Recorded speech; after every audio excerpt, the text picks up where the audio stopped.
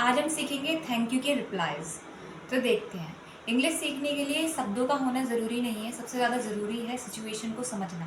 तो सिचुएशन को समझकर अगर आप इंग्लिश बोलेंगे तो आपको बहुत ही हेल्पफुल रहेगा। सीखते हैं।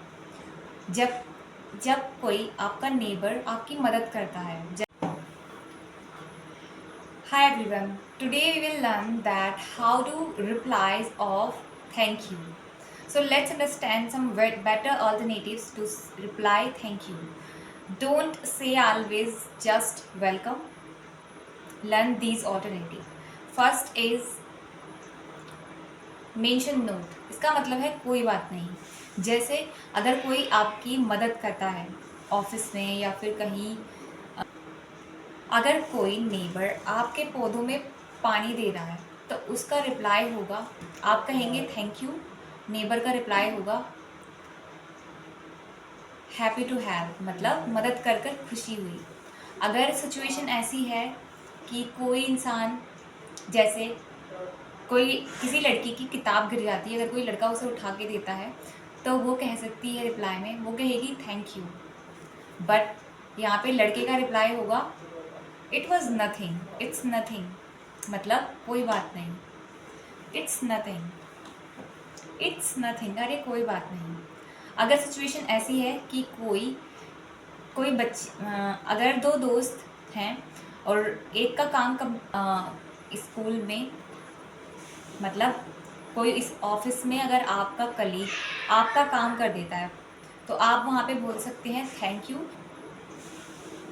मेंशन नो, मतलब इसका जिक्र मत कीजिए। अगर आप कहीं ऑफिस में वर्क करते हैं, अगर आपके कंप्यूटर में कोई ख़राबी हो जाती है तो आपका दोस्त उसे ठीक कर देता है, आप कहते हैं थैंक यू, लेकिन आपके दोस्त का रिप्लाई होगा आई ग्लैड आई कुड हेल्प, मतलब मुझे मदद कर कर खुशी हुई। अगला नेक्स्ट सिचुएशन ऐसी हो सकती है, अगर अगर आप अगर आप अगर कहीं आप अगर आपकी बुक नीचे गिर जाती है और आपकी बुक कोई उठा कर देता है तो आप यहाँ पे बोलेंगे थैंक यू, लेकिन जिसने उठा कर दी है उसका रिप्लाई हो सकता है इट वॉज नथिंग, अरे कोई बात नहीं, मतलब इतनी बड़ी बात भी नहीं है। नेक्स्ट हो सकता है अगर अगली सिचुएशन ऐसी हो कि if you want to improve your English, then you have to become if you want to improve your English, then start from today. Don't wait for perfection, just start. Whatever you know, speak. First thing which is very helpful for me, the learning 10 to 5 sentence each day, then practice in a loud voice, because if you are doing this in a loud voice, your brain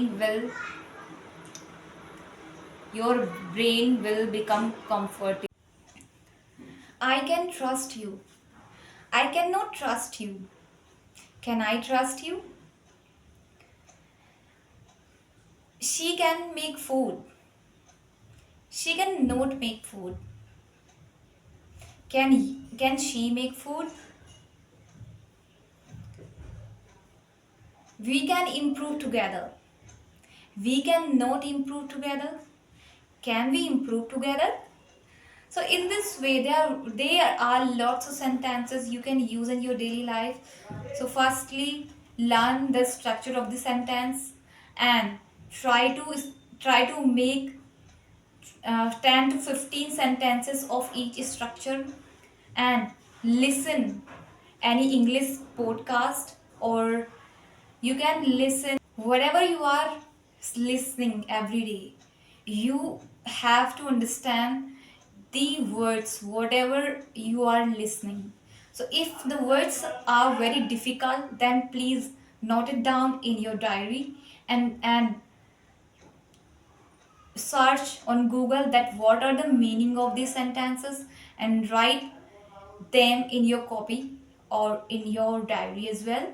And try to speak in your loud voice, because when you speak in loud voice, your tongue will be fluent, and you will see how much you are improving yourself. So please keep learning and keep growing.